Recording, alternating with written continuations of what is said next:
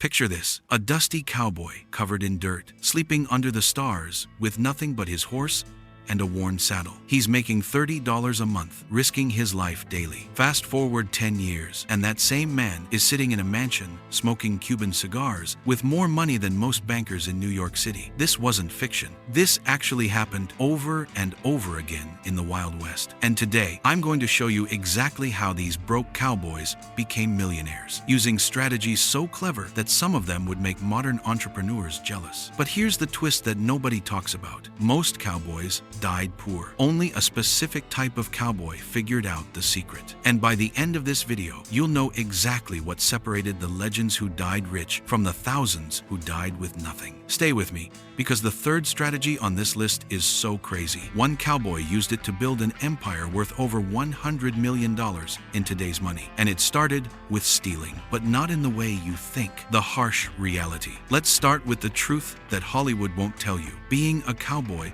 was absolutely brutal. We're talking about one of the worst jobs in American history. These men worked 16-hour days in scorching heat or freezing cold. They ate beans and hardtack for months straight. They faced stampedes, rattlesnakes, hostile encounters, and diseases that could kill you in days. And for all of this, $30 to $40 a month. That's it. To put that in perspective, that's roughly $900 in today's money for literally risking your life every single day. A single cattle drive could last 4 months, covering over 1,000 miles from Texas to Kansas. You'd be lucky to come back alive, let alone with your pay intact, because many cowboys would blow their entire earnings in one night of drinking and gambling once they reached the cow towns. So how did anyone get rich doing this? Well, they didn't. Not as a regular cowboy anyway. The ones who became millionaires figured out something crucial. You don't make money working for someone else's cattle. You make money owning the cattle. But there was a problem. Cattle cost money, and cowboys were broke. This is where the story gets interesting. Strategy 1. The Maverick Game. In the 1860s and 1870s, Texas had a massive problem. During the Civil War, cattle had been left to roam free for years, millions of them. These unclaimed cattle were called mavericks, named after Samuel Maverick, a rancher who famously didn't brand his cattle. And here's the golden rule of the Wild West. If a cow wasn't branded, it belonged to whoever caught it first. This was the loophole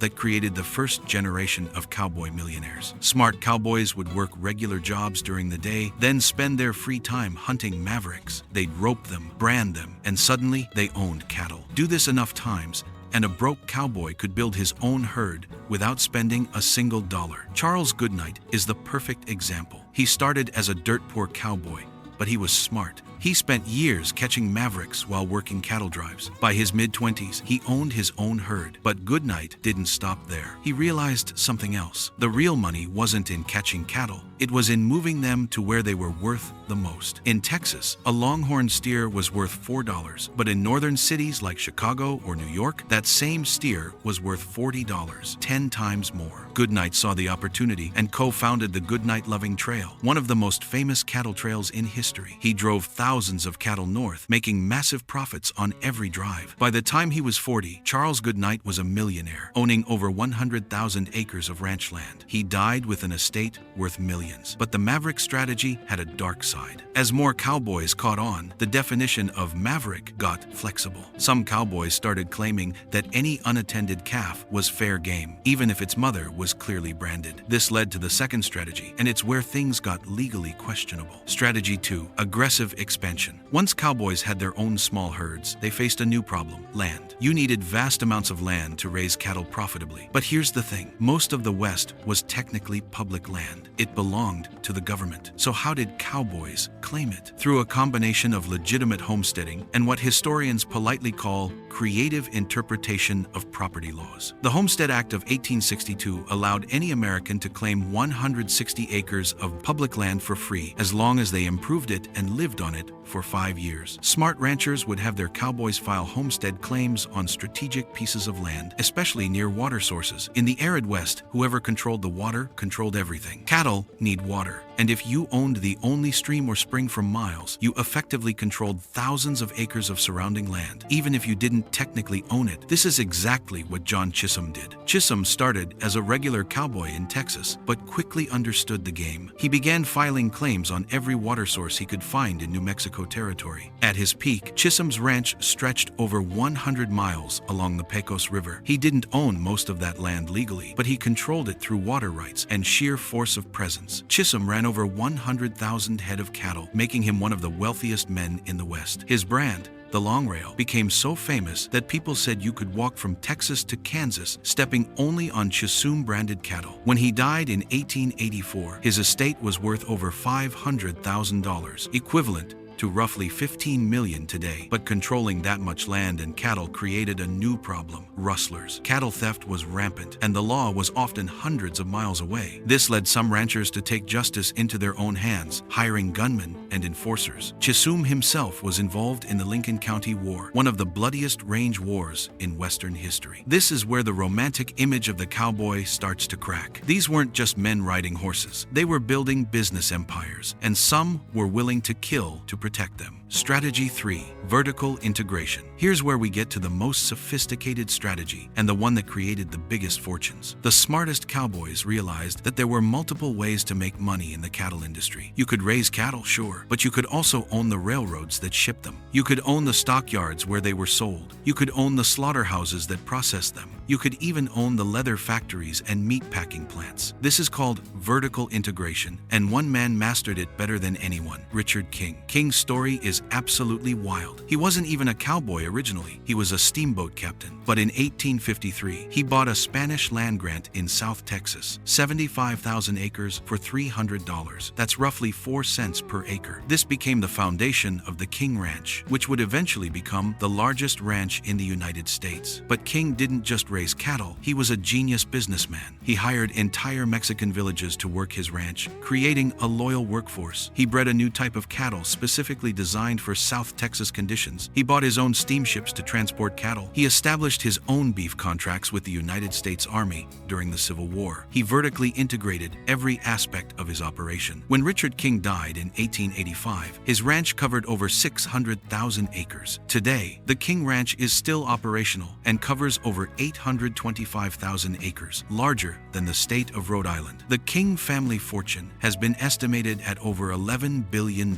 making Richard King one of the most successful entrepreneurs in American history. And it all started with a smart cowboy who understood business strategy. But vertical integration wasn't just for the mega rich. Smaller ranchers did it too. They'd open general stores in nearby towns, selling supplies to other cowboys and ranchers. They'd start banks, lending money to other cattlemen at high interest rates. They'd buy hotels in cowtowns, profiting from every cowboy who came through. The ones who got rich weren't just cowboys. They were businessmen who happened to own cattle. The cattle barons. By the 1880s, these strategies had created a new class of wealthy elites called cattle barons. These men owned ranches the size of small countries and wielded enormous political and economic power. They controlled state legislatures, hired private armies, and lived in luxury that rivaled Eastern industrialists. Men like John Iliff in Colorado, who supplied beef to the entire Union Pacific Railroad workforce during construction. Or Granville Stewart in Montana, who famously led vigilante raids against rustlers in what became known as Stewart's Stranglers. Or Shanghai Pierce in Texas, who was so successful he became a living legend, known for his enormous personality and even bigger bank account. These cattle barons built mansions, sent their children to Eastern universities, and invested in banks, railroads, and oil. They transformed themselves from broke cowboys into American aristocracy in a single generation. It was the ultimate rags to riches story, but their empires had a fatal weakness: the beginning of the end. In the winter of 1886 to 1887, disaster struck. Temperatures across the Great Plains plummeted to 60 degrees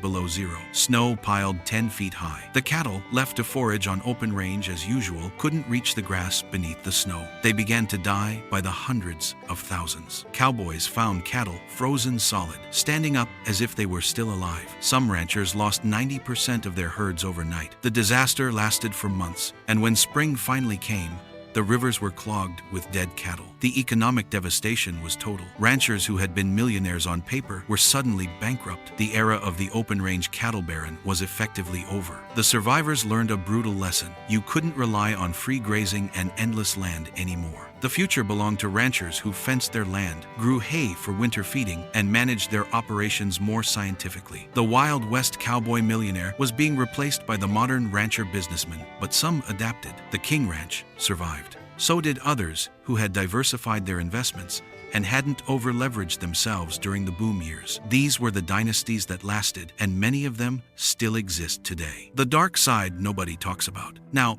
let's address something important. Not everyone who became rich in the cattle industry did it ethically. The maverick game often crossed into outright cattle rustling. The aggressive expansion sometimes meant forcing out smaller ranchers or homesteaders through intimidation or violence, and the labor practices could be exploitative, especially toward Mexican and Native American workers. Many cattle barons made their fortunes on land that was taken from Native American tribes through broken treaties and forced relocations. The same trails that made cowboys rich often cut through tribal lands, and conflicts were brutal and bloody. This isn't to diminish the genuine skill and business acumen of men like Goodnight King or Chisholm, but it's important to understand that the Wild West wasn't a level playing field. Success often came to those willing to operate in moral gray areas, and sometimes darker places than that. Lessons from cowboy millionaires. So what can we learn from these cowboy millionaires? First, they all understood leverage. They started with nothing, but found ways to acquire assets, whether through catching mavericks, claiming land, or securing water rights. They turned small advantages into major wealth. Second, they understood market inefficiencies. The price difference between Texas and Chicago created fortunes for those brave enough to drive cattle north. Today's entrepreneurs do the same thing, just with different products and markets. Third, they scaled aggressively. They didn't stay small. Once they had success, they expanded rapidly, sometimes recklessly. This led to spectacular failures for some, but massive fortunes for others. Fourth, they vertically integrated. The richest cowboys owned every step of the supply chain. They weren't just producers. They controlled distribution, processing, and even retail. And fifth, the survivors diversified. When the cattle boom ended, the millionaires who stayed millionaires were the ones who had invested in banks, real estate, railroads, and other industries. The legacy. Today, the American West is dotted with massive ranches that trace their history back to these cowboy millionaires. The King Ranch still operates. The Goodnight Ranch lands eventually became part of the Palo Duro Canyon State Park in Texas. The fortunes these men created funded universities, museums, and entire towns. But perhaps more importantly, they created a mythology. The idea that any broke cowboy could become a millionaire through hard work and clever thinking became part of the American dream. It wasn't entirely true, of course. Most cowboys died poor, but enough succeeded that the dream felt possible, and that possibility drove thousands of men west to try their luck. The Wild West lasted only about 30 years, from the end of the Civil War in 1865 to the closing of the frontier in the 1890s. But in that brief window, a handful of smart, tough, and sometimes ruthless cowboys built fortunes that lasted generations. They proved that in times of chaos and opportunity, the bold and strategic can rise from nothing to everything. So that's how cowboys became millionaires in the Wild West. Not through honest day wages and hard work alone, but through catching mavericks, controlling land and water, vertically integrating their operations, and being ruthless businessmen who happened to wear spurs. They saw opportunities that others missed, took calculated risks that others feared, and built empires in one of the harshest environments in American history. The next time you watch a Western and see a cowboy riding into the sunset, remember, the real story wasn't about heroic gunslingers. It was about entrepreneurs who understood business strategy, market dynamics, and the value of assets. They just happened to do it on horseback. If you enjoyed this deep dive into Wild West economics, make sure to like this video and subscribe for more forgotten history. Drop a comment telling me which cowboy millionaire story surprised you most. And if you want to see more content about the real Wild West, not the Hollywood version, let me know what topics you want covered next. Thanks for watching, and I'll see you in the next one.